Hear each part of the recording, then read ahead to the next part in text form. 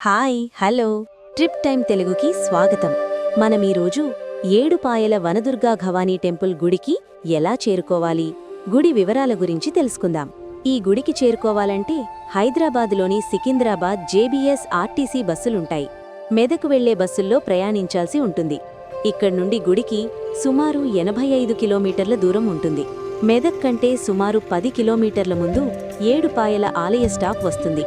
ఆలయానికి చేరుకోవాలంటే ఇక్కడే బస్సు దిగాలి, లేదంటే మెదక్లో దిగితే మళ్లీ వెనక్కి రావాల్సి వస్తుంది.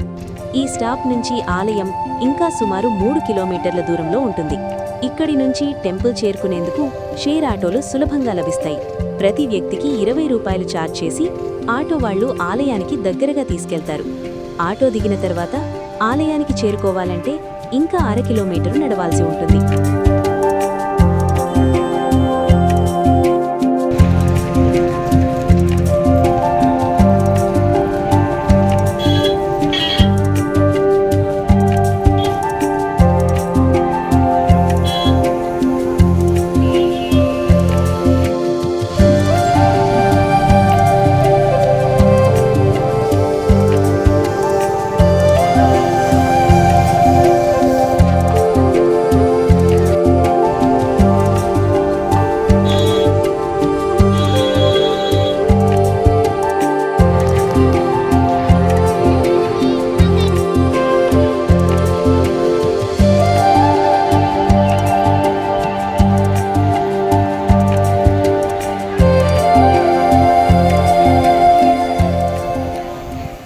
నడుస్తూ వెళ్తుంటే దూరం నుంచే అమ్మవారి ఆలయ అవుట్లుక్ కనిపిస్తుంది.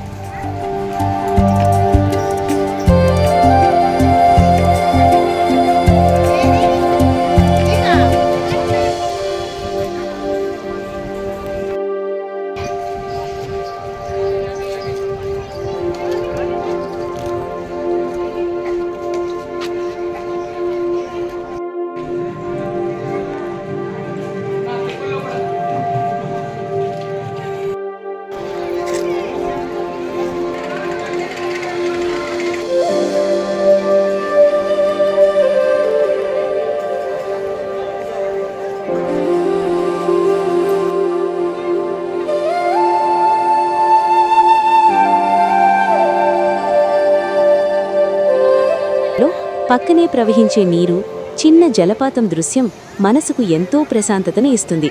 ఈ ఆలయం పేరు వెనుకే ఒక గొప్ప విశేషం ఉందని చెప్తుంటారు. ఇక్కడ 7 వాగులు ఒకే చోట కలుస్తాయి.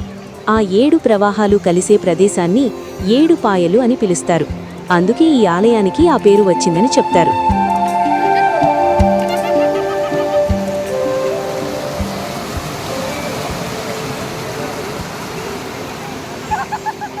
ఈ ఆలయంలో అమ్మవారు వనదుర్గా భవానీ రూపంలో అత్యంత శక్తివంతంగా వెలసిందని భక్తుల విశ్వాసం.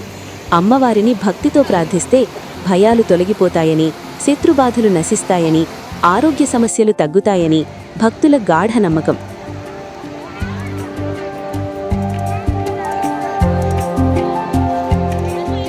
ప్రధాన ద్వారం నుండి అమ్మవారి దర్శనానికి వెళ్ళాలి.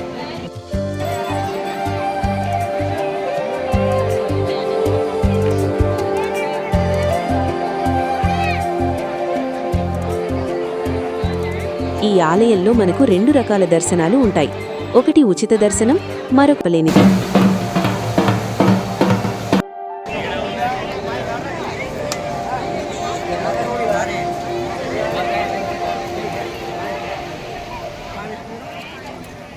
గుడి బయట ఒక ప్రత్యేక గుండం ఉంటుంది.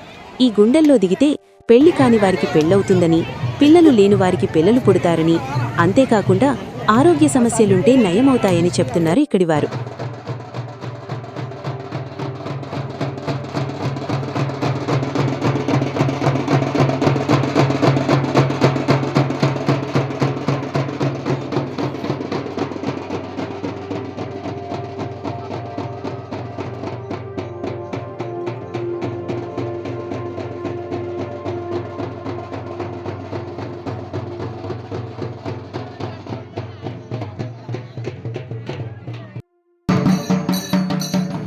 మీరు కూడా జీవితంలో ఒక్కసారైనా ఈ అమ్మవారిని దర్శిస్తే ఆ అనుభూతి మీ మనసులో ఎప్పటికీ నిలిచిపోతుంది.